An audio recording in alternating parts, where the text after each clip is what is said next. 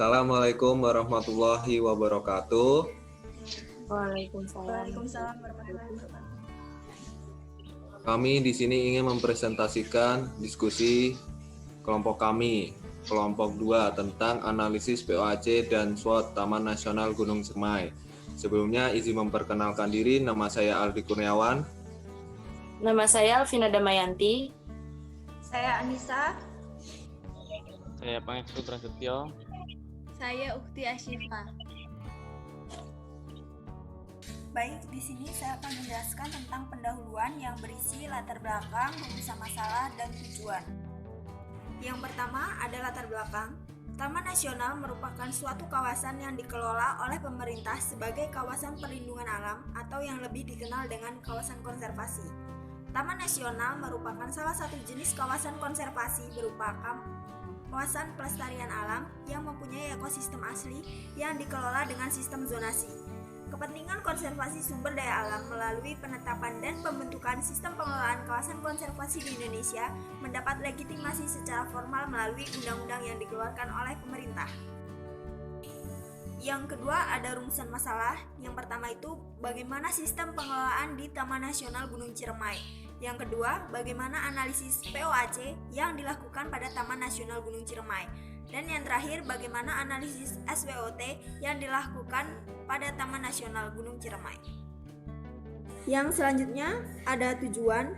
Yang pertama itu mengetahui sistem pengelolaan di Taman Nasional Gunung Ciremai.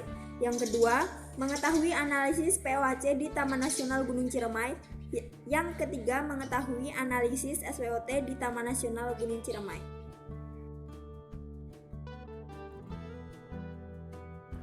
Sistem pengelolaan di Taman Nasional Gunung Ciremai.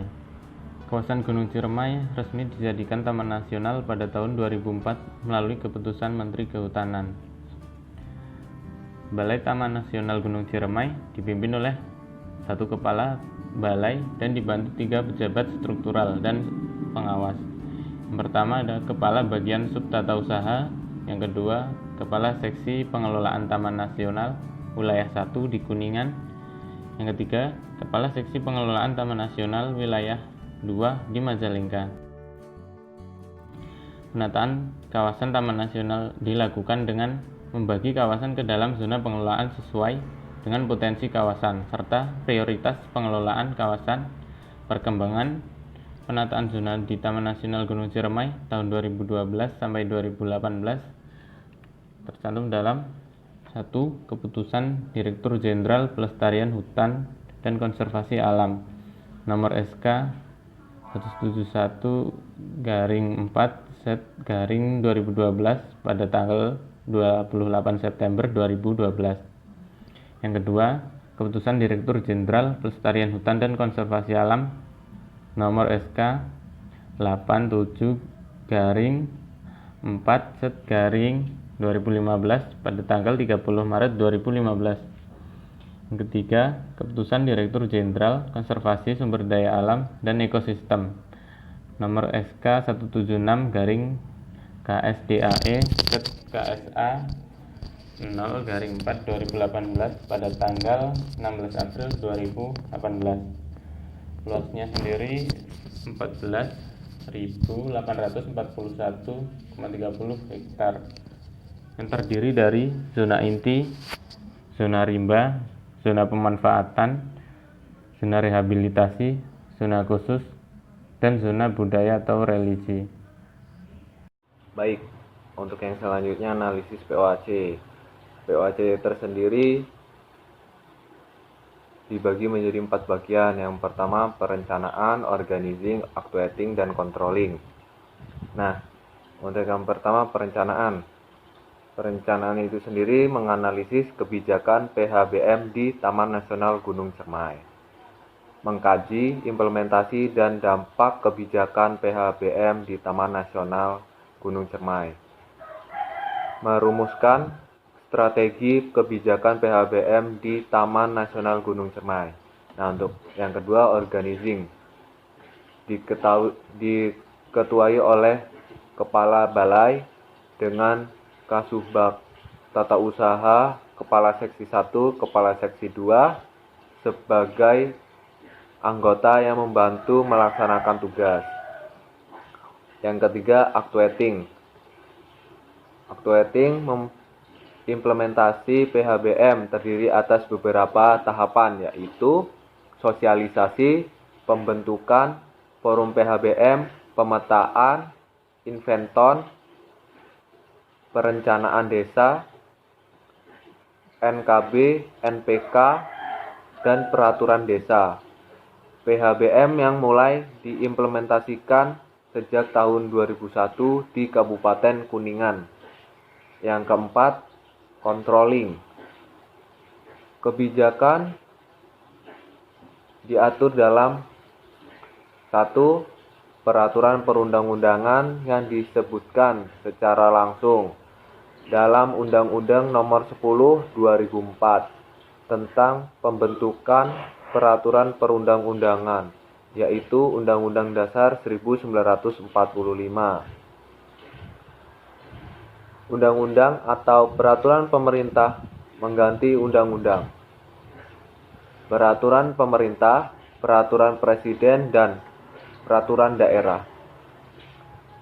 Peraturan perundang-undangan yang tidak disebutkan secara langsung dalam Undang-Undang Nomor 10 Tahun 2004 tentang pembentukan peraturan perundang-undangan, yaitu peraturan menteri, peraturan gubernur, peraturan bupati, dan peraturan lainnya.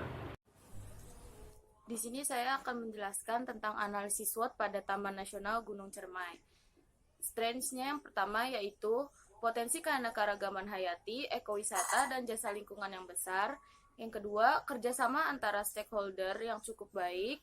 Yang ketiga, dukungan pemerintah dan stakeholder lainnya yang cukup menjaminkan.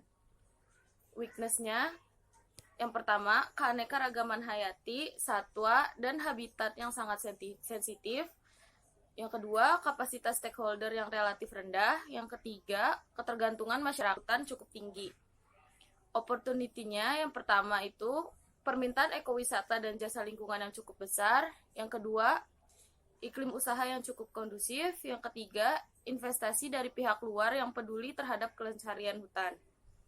Threats-nya yaitu yang pertama, gangguan terhadap hutan yang cukup tinggi.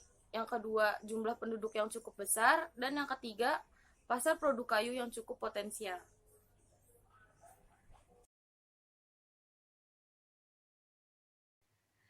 Baiklah, dari hasil diskusi kami didapatkan kesimpulan bahwa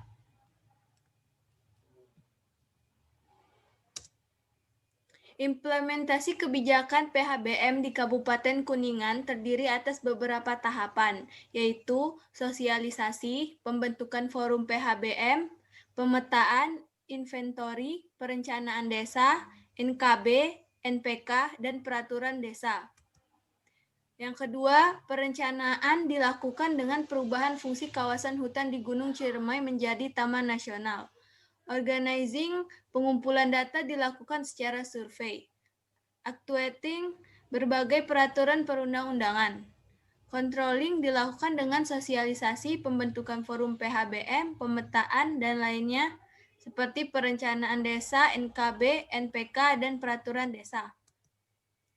Strategi kebijakan PHBM yang dapat diterapkan di Taman Nasional Gunung Ciremai, Kabupaten Kuningan, Provinsi Jawa Barat, yaitu sosialisasi nilai ekonomi Taman Nasional dan intervensi regulasi, pengembangan pemanfaatan, dan pemberdayaan ekonomi masyarakat. Baik, presentasi ini sampai di sini.